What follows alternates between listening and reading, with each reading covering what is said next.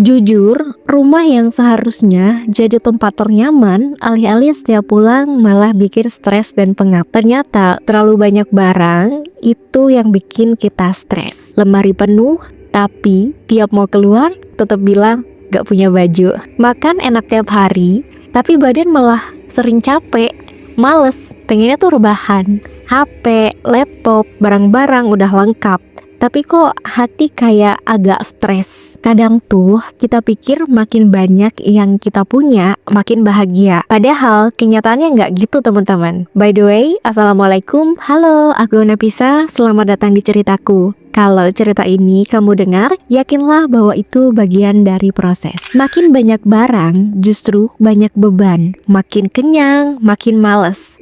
Makin sibuk, makin lupa nikmat tenang. Padahal teman-teman, Islam itu udah ngajarin dari dulu, seperti dalam Quran surat Al-Furqan ayat 67 yang artinya, dan orang-orang yang apabila membelanjakan harta, mereka tidak berlebih-lebihan, tidak pula kikir, dan adalah pembelanjaan itu di tengah-tengah antara yang demikian. Sederhana banget tapi dalam. Allah tuh ngajarin kita buat nggak kebanyakan, tapi nggak juga kekurangan, alias cukup. Dan kata cukup itu ternyata punya rasa yang damai banget, asal kita ngerti maknanya. Teman-teman, aku mau bahas pelan-pelan 3 alasan kenapa sih hidup kebanyakan hal bikin kita gampang capek, padahal semua serba ada. Yang pertama, makan terlalu kenyang bikin malas. Teman-teman pasti pernah ya, abis makan banyak, niatnya mau lanjutin kerja, malah ngantuk parah. Akhirnya kerjaan jadi nggak fokus, bahkan ketunda. Padahal Nabi Muhammad SAW udah wanti-wanti banget soal ini. Beliau bersabda,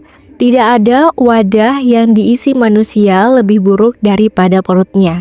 Cukuplah bagi anak Adam beberapa suap untuk menegakkan tulangnya. Jika harus, maka sepertiga untuk makanan, sepertiga untuk minum, dan sepertiga untuk nafas. Hadis riwayat At-Tirmidzi nomor 2380. Dan uniknya teman-teman, ada penelitian dari Universitas Washington nunjukin kalau orang yang makan secukupnya atau istilahnya itu caloric restriction, justru mereka itu metabolismenya lebih sehat, energinya lebih stabil, dan penuaan lebih lambat alias awet muda. Bahkan ada penelitian dari Dr. Mark Madsen, beliau itu ngasih tahu bahwa kalau kita makan lebih sedikit atau tidak berlebihan, itu bisa meningkatkan fungsi otak dan daya tahan sel. Artinya ketika Nabi ngajarin sepertiga, itu bukan sekedar soal adab makan atau aturan makan, tapi memang beneran resep buat hidup lebih sehat dan produktif untuk kita sebagai umatnya. Teman-teman, kenyang boleh, tapi jangan sampai berlebihan. Karena kalau perut penuh, semangat nanti bisa jadi kosong. Dan kalau nafsu kenyang gak dikendalikan, hal kecil kayak makan itu bisa bikin kita jauh dari Allah. Lalu alasan yang kedua, yaitu baju numpuk bikin lemari berantakan.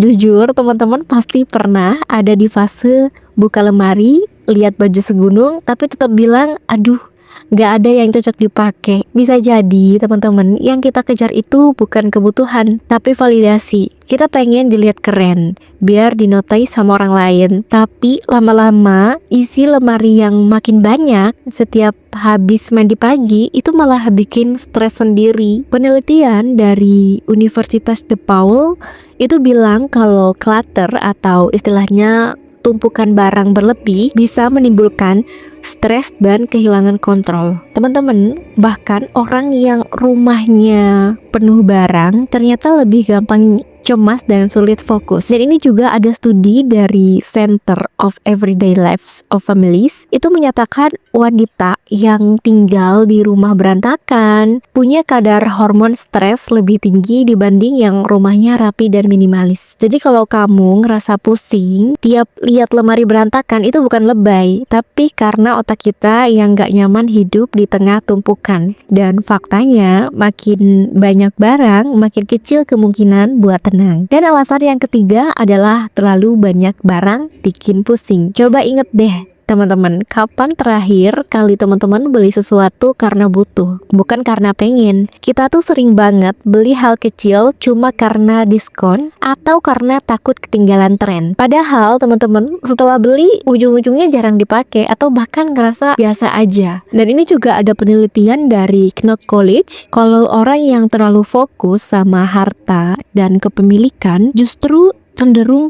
lebih stres dan kurang bahagia. Bahkan semakin seseorang kejar punya lebih, semakin jauh dia dari rasa cukup. Dan ironisnya, itu yang bikin hati kosong di tengah kelimpahan. Sekarang bayangin teman-teman, gimana kalau kita balik ke hidup yang lebih simpel, bukan miskin tapi bermakna, bukan kurang tapi cukup. Nabi SAW adalah contoh paling nyata. Beliau bisa punya segalanya. Beliau mampu beli pakaian yang mahal, beliau bisa makan makanan yang enak, tapi beliau tetap memilih kesederhanaan. Makannya cukup, bajunya nggak berlebihan, tapi hatinya, Masya Allah, paling damai, paling penuh berkah. Hidup minimalis dalam Islam itu bukan soal gaya, tapi soal niat. Teman-teman bisa mulai dari hal kecil aja dulu sebelum kita masuk ke hal yang besar. Yang pertama, teman-teman bisa coba kurangi makan berlebihan. Yang kedua, pilih baju yang benar-benar teman-teman suka dan yang sering banget dipakai. Yang ketiga, teman-teman bisa bersihin meja kerja atau tempat kerja dari hal-hal yang gak penting. Kayak contohnya, misal pulpen yang udah habis, ya harus dibuang gitu kan, ngapain disimpan. Dan yang paling penting, bersihin hati dari keinginan yang gak ada habis-habisnya. Contoh kecil, kalau misalnya teman-teman lagi pegang barang, itu jangan langsung pengen beli gitu, tapi ingat-ingat dulu, teman-teman butuh nggak barang ini? Nanti setelah barang ini di tangan kamu bawa pulang, kira-kira bakal dipakai nggak? Dipakainya berapa lama gitu teman-teman. Dan uniknya teman-teman, penelitian dari Dr. Joshua Becker, beliau nemuin bahwa orang yang hidup minimalis itu bukan cuma punya waktu lebih banyak, tapi juga lebih bahagia, lebih fokus, dan punya hubungan sosial yang lebih sehat secara emosional. Mereka nggak sibuk ngerawat barang atau memperbanyak barang, tapi mereka sibuk untuk merawat diri mereka dan waktu mereka. Dan itu persis banget sama semangat Islam bahwa mencari berkah bukan sekedar ingin ini itu. Teman-teman, begitu teman-teman mulai ngurangin hal yang nggak perlu, pasti akan ada hal yang berubah. Misalnya ruang kosong di kamar jadi terasa lebih lega karena teman-teman habis merapihkan pakaian atau benda-benda yang nggak kepakai, kemudian didonasikan atau dibuang kalau sekiranya sudah tidak layak pakai. Ketika melihat kamar jadi lega, hati itu kayak lebih puas, bangga, dan ikut lega. Kita jadi sadar ternyata cukup itu rasanya mahal banget. Seperti makan secukupnya, bikin tubuh ringan dan sehat. Punya barang secukupnya, bikin pikiran kita jadi lebih fokus. Nggak beli hal yang nggak penting juga bikin dompet aman. Dan ketika hidup sederhana, kita jadi punya banyak waktu buat hal-hal yang lebih berarti. Contohnya ibadah, keluarga, temen, bahkan me time diri sendiri. Dan ada juga penelitian dari Universitas Rochester tentang self-determinasi teori, menemukan kalau misalnya kebahagiaan sejati itu bukan datang dari barang, tapi datangnya dari makna, koneksi, dan rasa syukur. Artinya teman-teman, kalau kita berhenti ngejar lebih, kita justru nemu damai. Dan dari situ muncul satu hal yang jarang banget kita rasain di dunia yang serba cepat ini, yaitu ketenangan.